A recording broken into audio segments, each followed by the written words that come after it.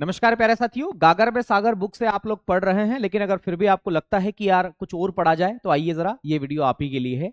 और आज हम बात करने वाले हैं राष्ट्रीय आय के बारे में। तो राष्ट्रीय आय में जो बिंदु वहां पर है उनका जिक्र यहां पर नहीं होगा।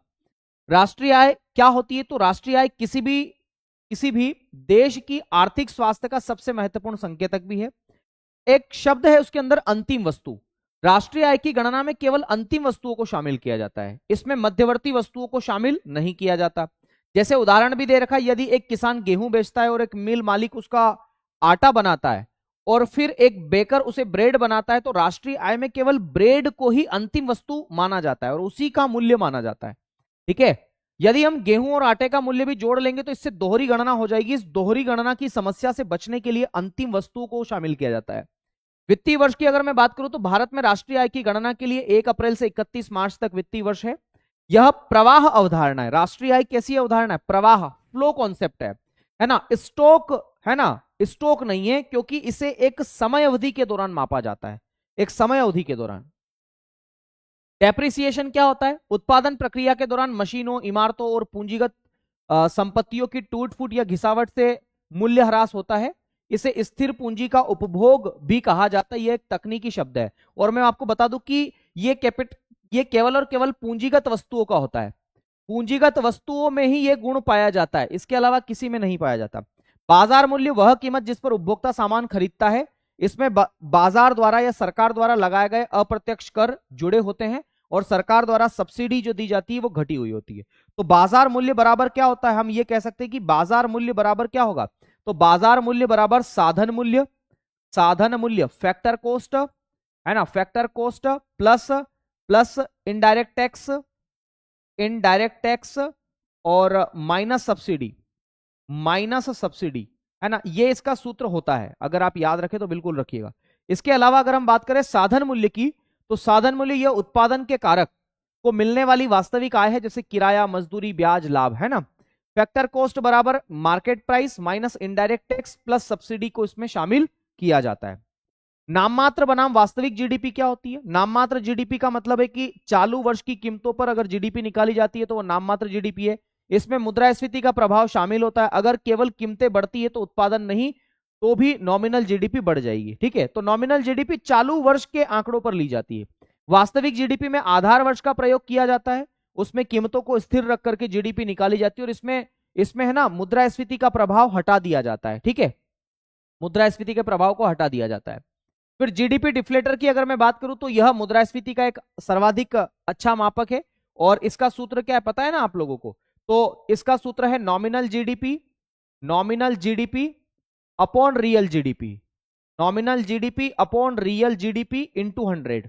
ये इसका सूत्र है। ओके। इसके अलावा अगर मैं बात करूं मेरे साथियों, स्वतंत्रता पूर्व किस किसने अनुमान लगाया? तो दादा भाई नौरोजी ने अनुमान लगाया।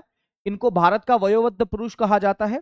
इन्होंने अपनी पुस्तक poverty and un British rule में पहली बार राष्ट्रीय आय का अनुमान लगाया था और इन्होंने 20 रुपए राष्ट्रीय आय बताई थी वार्षिक। धन निष्कासन का सिद्धांत भी इन्हीं के द्वारा दिया गया था। इन्होंने कहा कि कैसे अंग्रेज लोग भारत को सोने की चिड़िया कहा जाता था, यहां से धन ले जा रहे है ना। उस समय उन्होंने प्रति व्यक्ति आय 20 रुपए वार्षिक बताई थी मेरे दोस्त। ठीक है। इसके अलावा वीके आरवी राव, इन्होंने 1931-32 में राष्ट्रीय आय का वैज्ञानिक अनुमान लगाया था सबसे पहले। एनडीपी क्या होता है? तो जीडीपी में से डेप्रिसिएशन को घटाने पर एनडीपी की प्राप्ति होती है। एक सूत्र है एनआई बराबर सी प्लस जी प्लस आई प्लस एक्स माइनस एम। इसमें सी का मतलब कंजप्शन है, उपभोग बोलते हैं, जी का मतलब सरकारी खर्च, गवर्नमेंट एक्सपेंडिचर, आई का मतलब इन्वेस्टमेंट और एक्स का मतलब एक्सपोर्ट और एम का मतलब इंपोर्ट होता है। तो ये सूत्र जरूर याद रखना, परीक्षा में आता है। राष्ट्रीय आय लेखांकन की अगर मैं बात करूं जीडीपी, तो जीडीपी किसी देश की घरेलू सीमा के भीतर एक वित्तीय वर्ष में उत्पादित सभी वस्तुओं और सेवाओं के अंतिम मूल्य, सेवाओं का कुल बाजार मूल्य है और इसका सूत्र है जीडीपी बराबर सी प्लस आई प्लस जी प्लस एक्स माइनस एम। अभी मैंने बताया क्या होता है। मुख्य बिंदु इसमें भारत में काम कर रहे विदेशी नागरिकों द्वारा अर्जित आय शामिल होती है, लेकिन विदेशों में काम कर रहे भारतीयों द्वारा अर्जित आय इसमें शामिल नहीं होती। ठीक है, क्योंकि ये देश की घरेलू सीमा में है। फिर जीएनपी, जीएनपी किसी देश के नागरिकों द्वारा एक वित्तीय वर्ष में उत्पादित अंतिम वस्तु और सेवाओं का कुल बाजार मूल्य, चाहे वह देश के भीतर हो या फिर बाहर। जीएनपी जीडीपी से बड़ी यूनिट है ना, तो जीडीपी भी शामिल किया जाएगा प्लस एक्स माइनस एम भी इसमें शामिल किया जाएगा। विदेशों से शुद्ध कारक आय, जिसे NFIA, net factor income from abroad के नाम से जाना जाता है। एनएनपी कैसे निकाला जाता है? तो एनएनपी जीएनपी में से डेप्रिसिएशन को घटाने पर निकाला जाता है, ठीक है। इसके अलावा राष्ट्रीय आय तकनीकी रूप से कारक लागत पर शुद्ध राष्ट्रीय आय, शुद्ध राष्ट्रीय उत्पाद, एनएनपी एट फैक्टर कॉस्ट को ही देश की राष्ट्रीय आय कहा जाता है। सवाल कई बार आता है कि राष्ट्रीय आय का वास्तविक मतलब क्या है? तो net national product at factor cost, इसी को भारत की राष्ट्रीय आय के रूप में जाना जाता है। आधार वर्ष में कुछ संशोधन भी किए जा रहे हैं, जैसे कि सांख्यिकी और कार्यक्रम कार्यान्वयन मंत्रालय, जिसे मॉस्पी के नाम से जाना जाता है, इसने आधार वर्ष को बदलने की प्रक्रिया में तेजी ला दी है।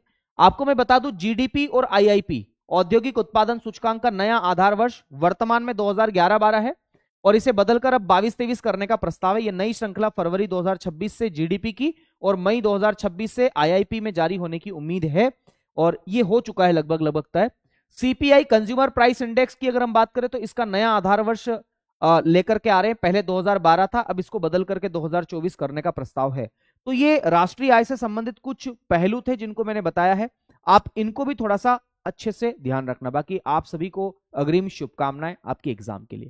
शुक्रिया, धन्यवाद, जय महाकाल।